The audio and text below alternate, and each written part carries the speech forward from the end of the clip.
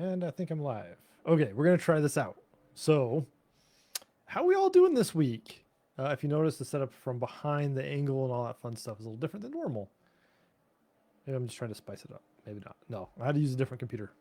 Um, because my laptop has issues, it's got to get the battery placed, and stuff happens, right? So, still live streaming this week. It was a lot of fun. So, we're going to try this for a bit. So fun day, lots going on, lots in the world. I'm not going to talk about that this week. I have a special something coming up about that. That would be more tied into racism and money, and one of those posts that I make for that. Um, as we look at some of the things happening in the world and other things like that. This week is more attitudes of money, and I want to talk about a couple different things. So as you're watching this, no matter when you watch it, whether it be in the Facebook group or on YouTube, um, it's going to date it a little bit, and it's going to date it on purpose because I want to talk about something very fascinating with the way our brains work, like how this functions when it comes to looking at total cost of ownership, right? That's a cool corporate term that is used a lot of the times. In entrepreneurship, small business, and some other places, we don't actually look at it that way. But I want you to start thinking about money a little differently, right? When we look at the attitudes of money, the way we show up with our attitude, small shifts are what's all that's needed to start thinking differently about it. So back to why this is dated. So if you follow me on Facebook or you've watched for a bit, you know what happened this last week to me personally. Okay, so if you followed me at all, you guys know that I'm a huge hockey fan. I mean, I'll turn around even my New Jersey Devil pen mug here, or as a mug that turned into a pen mug, right? Like I am a huge Jersey Devils fan. I've been watching hockey, ice hockey specifically, pretty much my entire life. Been playing since I was 14, so almost for 30 years. That's a pretty cool accomplishment. I've not had any major injuries, nothing like a bunch of bruises, but that's for the most part. That's all it. I've never been cut or broken bones or any of that stuff. And people always ask me, Joe, like you play hockey and isn't it a dangerous sport? I'm like, can be, but we wear pads and we're pretty protected. You know what I mean? Aside from some bruises and stuff like that. Now, it doesn't say that people don't get cut by skates from weird stuff or sticks or, broken bones happen and things like that. So I'm playing for this really long time. So this last week in one of my games, to my sweet wife's complaint for a while now, all I wear on my helmet, I don't wear a full cage. I just wear a visor that crosses about this part of my face. Okay. So which leaves all this stuff exposed. And judge me if you want. You can leave it at the door, whatever you want. I don't wear a mouth guard. I do have all my teeth. I'd show you, see all my teeth. I have them. None of them are fake. But there's these things, and I know, like, I hear the voice all the time, and this is where we start looking at the little voices in our heads and things like that. But I hear the voice all the time. You should at least wear a mouth guard. I'm like, yeah, but it makes it so hard to breathe, and like times I take stuff up in the face, and I've been hitting the shield, like in the visor, to protect my eyes, right, with the stick before, but the pucks never come close to my face, and I've been this way for quite a while. Well, this last week, except for this last week, okay, and here's where we go. This last week, I was chasing after the puck.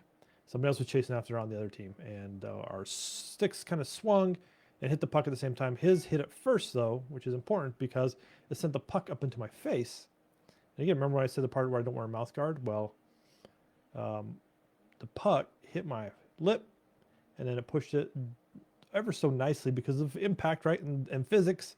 It pushed my lip up into my tooth, and like the lips are way more squishy than teeth, and I cut myself. So in the video here, you can see my lips a little fat still. Stitches are there. Took 3 stitches, so nothing major, right? Way worse injuries, but nothing major. So I'm feeling pretty good. I get stitches out very soon. They didn't have to stay in for very long, and it's feeling really good. So that's the story, right? And I look at that and I'm like, wow, that was interesting that like all this happened in such a short time. Now, I want to talk about this TCO concept, right? The total cost of ownership. because I really want to look at total cost of ownership for my injury, and I want to tie it into your business, right? That's where we're going with this. Because there's a lot of things that happen in our lives that we don't account for when it comes to our businesses. Now, if we take the world of hockey and recreation for me, not wearing a cage and taking a puck in the face, the total cost of ownership, as I would call it there, has cost me quite a bit. Like, I could spend the money and put a full cage on. I could have spent the money and the time to get a mouth guard. Either one of those two things would have prevented this injury. Because what this injury has cost me is it cost me 1 practice and 2 games. So that's 3 times on the ice. Now I love playing. Right? You guys know that about me. And it's killed me to watch my team via like text message, right? Say like how the last 2 games have went. So my total cost of ownership, or the loss that I have for not wanting to do one of those 2 solutions, right? That would have made it so easy, right? If you don't want to wear a full cage badge, wear a mouth guard, like something, right? But it cost me. It cost me in playing. And that sucks. Now, let's talk about some other costs. It cost me a couple $100 to get it stitched up, right? The urgent care. The bill coming for that, so however much that ends up being. It's cost me, and I haven't been able to really kiss Debbie for like almost a week because stitches are in the way and mouth's been swollen and craziness there. So it cost me some intimacy with my wife. It's cost me like some good food because like I haven't been able to, in the first couple of days I could barely eat because it was like super swollen. And just pain, it cost me some sleep. Right? So all these things adding up. It cost my body health, right? Because now it's trying to repair something that was caused damage to. So I've felt that in other areas of my body this last week. I felt a little more tired, a little more sleepy. Impacted the way my brain can function for my job and my work. So when I start adding up all these costs, there've actually been quite a few. So I could say, yeah, it cost me a couple $100 for this or that, or I could buy a cage, or I could buy a mouth guard, right, and solve the problem. And one of those things are going to happen. And it's like, oh, it's the money out of your pockets you wouldn't have paid, or maybe could have had paid whatever, right?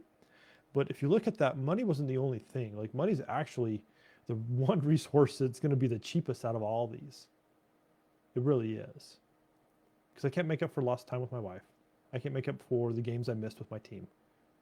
I can't make up for my body healing itself, right? And extra sleep.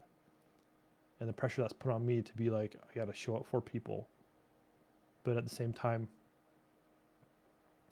trying to take care of me first. So when we look at our businesses and kind of take the same concept of what's the total cost of ownership when we decide to do something, right? A lot of people will be like, oh, it costs money, so, and I don't have that in my business, so I'm not going to do it. Whether it be join a mastermind, find a coach, get somebody to help you with your copywriting, your website, whatever those expenses are, right? Maybe it's time you need to start hiring somebody, like hire even a VA or a VE, right? But to hire somebody to help you because you're just lone wolfing it. You're like, oh, but that expense, I don't know, because of money coming in. I really want to challenge you on that. The money is the least amount of the resource that's already being expended towards what's happening or not happening within your business. See, we blame money all the time, and that's the problem. That's the first mistake. Okay? This is mistake number 1. Don't blame money, because when we blame money, there's a lot of crazy stuff that starts happening in our head because now money becomes a scapegoat all the time. Money's not the scapegoat. Money's our friend. When we start blaming our problems on other people, it doesn't turn out well. So I challenge you. Start looking at, like, if I don't opt into this, if I don't hire somebody to help me, what's it going to cost me? Sure, you know, there are costs involved with hiring people. But how much more can you get done now that your time's freed up? What's your time worth to you? How much, you know, does it cost versus, you know, how, like, if you're writing copy or content and trying to get out there and doing social media posts, or how about if you like find somebody to do that for you? Maybe not write the content, but yeah, help you post it, get it out there, so you can have more time for sales calls or helping your clients, taking care of you. It all adds up. The problem is as entrepreneurs, business owners, we don't think of it from that perspective. We're always looking at the P&L in our business. How much profit came in and what was my loss? What were my expenses? What was my revenue? What were my expenses? Does it add up to more than zero? We're always worried about those numbers. They tell a story, right? They do tell a story. So don't think that Joe's saying, oh, the numbers don't matter. The numbers matter a lot because they tell a story. But the real question is, what's that total cost of ownership for you to not do something? Or what's that total cost of ownership for you to learn something new because you could have hired a coach to help you, but you decided you're going to lone wolf it still and just keep doing it? Think about that, because it's costing you more than you actually realize. Now, there's sweat equity that we have to put in sometimes in our businesses, especially if we're new, or you have more time than money. So cool, go after it. But sometimes you have to make that, at some point, you have to make that transition.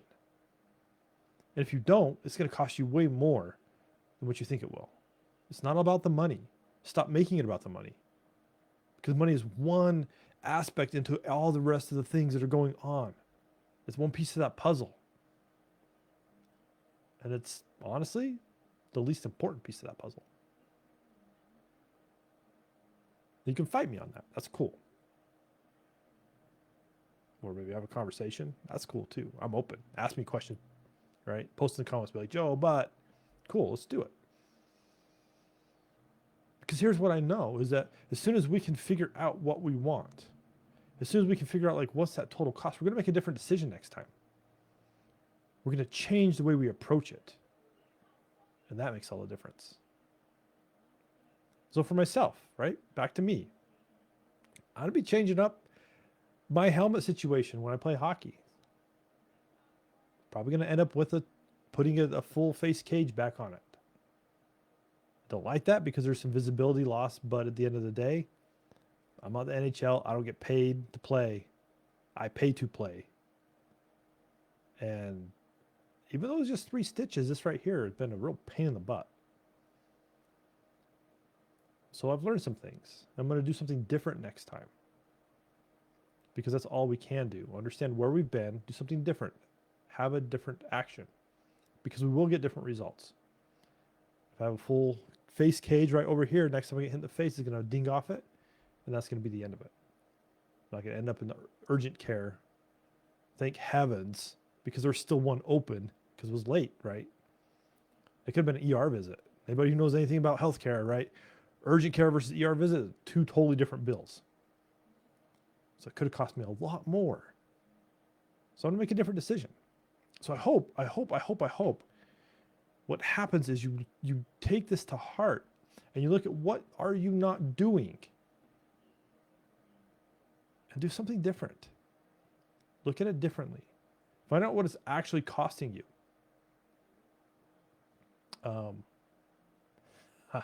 I feel compelled to share this last one, right? Because there's a whole different story I wanted to share and I didn't, because this is more fun, right? The injury. But what is it going to cost you in the end?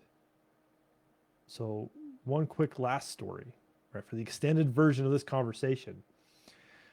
So this video, I'm to date it because it makes sense, right? It's April 2021. So I remember reading, because I used to, like my whole life was technology, right? And so I remember reading in 2010 about this cool new cryptocurrency thing that was coming about, right? Because it kind of melded the financial and the technical and some cool technologies that they were developing and bringing out. And they started calling this stuff cryptocurrency. And there was one in particular I remember reading about. You're probably all naming it right now as you're watching, right? Bitcoin. The total cost of ownership for me when it comes to cryptocurrencies and lessons learned with them and all that is actually quite big. So back in 2010, I thought about, there was, if you know our story, there's a lot going on around that time, right? One day I'll talk about all of this. But I look back at it and to kind of sum up this whole thing is just this, I had the opportunity, right? As I looked at it, I'm like, I should this is cool stuff. I want to own some. I started looking and I had an intuitive hit, right? Sometimes we have these intuitive hits in our lives about, hey, should we do this or that? I had this intuitive hit that I should buy some. I'm like, how much should I buy, right? And what's the current cost of that and overall? Do we have the money to do this? I kind of drug my feet to where I convinced myself not to. But folks, like when you look at what Bitcoin is worth today, if I had bought the amount I was thinking about buying back in 2010, it would have been worth $1.2 billion. That's billion with a B. So I could beat myself up and be like, oh man, I made a huge mistake in my life. It's a gamble, right? I mean, that this cryptocurrency thing even now is a gamble. But you look back at it, and a lot of times we know, right? We have these intuitive hits of things we should do, but don't because of fear of money. So there's a lot of lessons in my life that I look at that I'm like, wow, I should have made a different decision. I'm not going to beat myself up and be like, oh, I'm the worst person ever. That's garbage. That's old Joe. But new Joe says, listen to your intuition, figure out what it's actually costing you to either make the decision or not make the decision, and then make a different choice. Because if we can start understanding what we feel, what we think, the emotions we have around money, then we can start making different choices. I hope that all makes sense. Because that is where mastery begins. So look at it. Figure out what you need to work on. And let's get at it. Till next week. We'll see ya. Bye.